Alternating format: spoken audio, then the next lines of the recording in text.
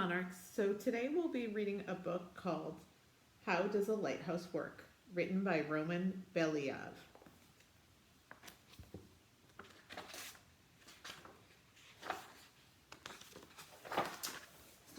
Here we go.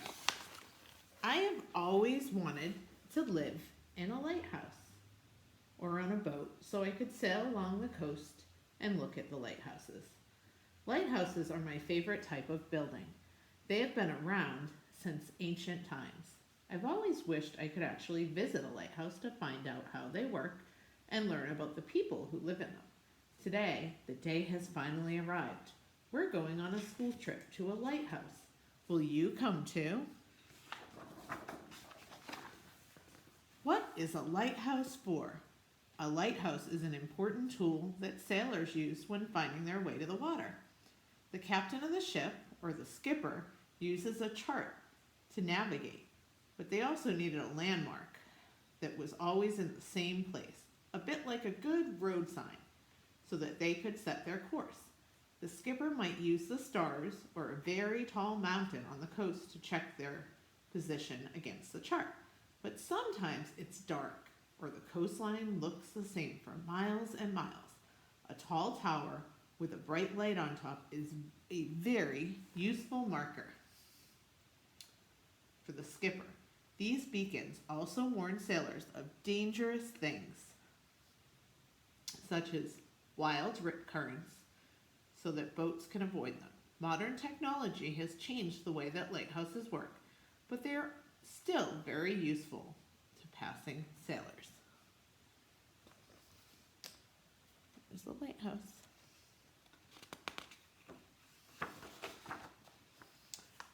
What will I find at a lighthouse station? Well, let's look. There's a ventilator. That's number 1. Let's see, are these labeled? Let's see, can we find number 1? Yep, this is the ventilator. 2 is the lantern. 3 is the watch room. 4 is the gallery. And 5 is the service room. This is the service room. And then we have the living quarters. And this whole thing is the light tower.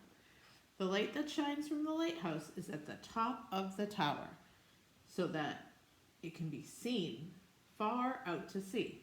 In the past, the light came from a fire in a room called the lantern, and there was a ventilator directly above the lantern to stop it from getting too hot. Today, the lantern houses a very powerful electric lamp that's designed not to get too hot, and the ventilator is just for decoration.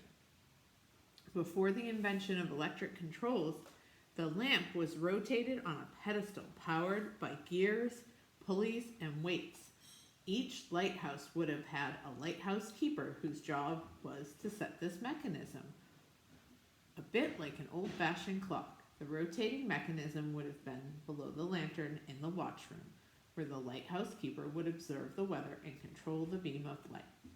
Since lighthouses are often the tallest point of the coast, they are a target for lightning during thunderstorms. A spire on the very top of the tower acts as a lightning rod, drawing the dangerous lightning toward it and away from the important parts of the lighthouse. The other buildings around the lighthouse make up the lighthouse station. Let's see, so we have the lighthouse station, and they contain everything needed to keep the lighthouse going. What is it like on the top deck? So let's find out. What is it like on this top deck? A staircase leads to the lantern at the top. The lantern's made of glass and strong metal frames to withstand high winds. Before electricity, the lamp was made of fire. The windows would get dark with soot. The lighthouse keeper would use the deck to clean the windows inside and out. Today, the deck can be used as a viewing platform if it is safe. Does a lighthouse have one big lamp? Let's find out. Not quite. Several small lamps provide the light that the lighthouse needs, and they sit inside an optic. The optic looks like a big glass dome and projects the light from the lamps. The power of each lamp is about 1,000 watts. household lamp is usually between 40 watts and 75 watts. The optic harnesses the power of these smaller lamps to work better than one huge lamp. And very importantly, it heats up slowly and cools down quickly. Before the arrival of the electric lamps, all kinds of flammable materials were burnt to make a light. Wood, oil, coal, petroleum, kerosene, animal fat candles, and gas. You can see the different lights that used to be in a lighthouse. How does the light shine so far? Let's find out. Lighthouses need a powerful source of light that skippers can see from very far away. Electric lamps, oil lamps, or gas lamps are too weak on their own. This is especially the case in misty coastal air because the mist causes the light to dissipate or disappear more quickly than it would in clean air. In the 1800s, a French physicist called Fresnel came up with a way of capturing the light from a lamp and making it more powerful. Fresnel's idea was to make an optic from several very thin lenses working together to direct all the light from the lamp into one strong beam.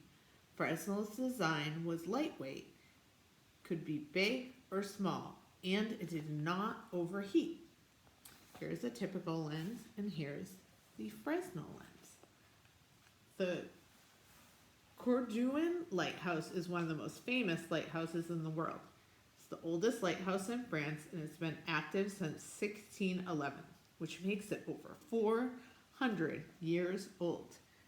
It was built just under 4 nautical miles, or 4.5 miles off the coast of Bordeaux, in one of the most hazardous places for ships sailing in and out of the port. Its present height is about 226 feet, and it's one of the tallest lighthouses in the world. In 1832, the lighthouse became the first lighthouse to install a Fresnel lens. How far can the light shine? Well, let's find out. The light from a torch held in a person's hand on the shore will be visible just over 2.5 nautical miles, which is equal to 3 miles on land. If that person climbs up to a platform that's 83 feet high, then the distance of the light can shine, increases to 10 nautical miles, equal to 11 on land. This means that the taller the lighthouse, the further the light can shine. Warning, bad weather can reduce visibility.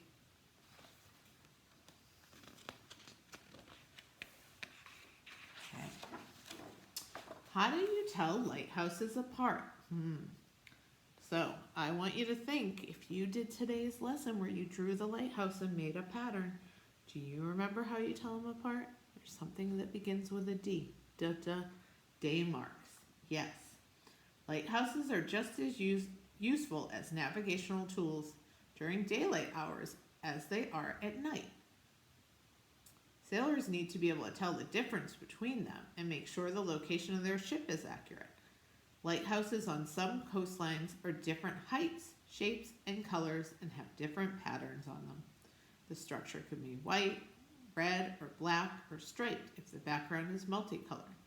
And the colors are chosen to contrast with the background for maximum visibility. And you can see there's some lighthouses with different patterns. Once the sun set, it became hard to tell the lighthouses apart. Rotating each lighthouse's optic at a different speed is a very simple way to tell one lighthouse from another. So they would have different flashes. 3 short flashes and 1 20-second white flash. Okay, that's this lighthouse. If you were going to this lighthouse, you would have 3 short flashes and 1 15-second red flash. And this third lighthouse has 2 short flashes and a 10-second white flash. Okay, what did people do before lighthouses? In ancient times, to find their way back to a certain place, fishermen arranged pyramids of stones on the coast. Okay, and then they would make a signal fire so they could see.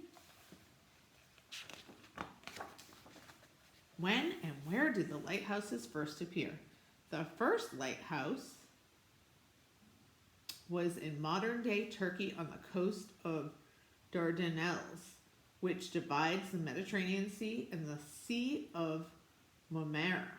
The most famous example, but not the oldest, is the Lighthouse of Alexandria on the island of Pharos. It dates back to 300 BC and goes by the name Pharos of Alexandria. And there's that lighthouse that we were just talking about. Who decides where to put the lighthouses? Well, the majority of the lighthouses date back more than 300 years to the 1700s, when countries started to trade more with each other and people wanted to cross the ocean from Europe and America and back. The rulers at the time, or the powerful merchants, decided to put a lighthouse at the entrance of an important harbor to help the ships come and go safely.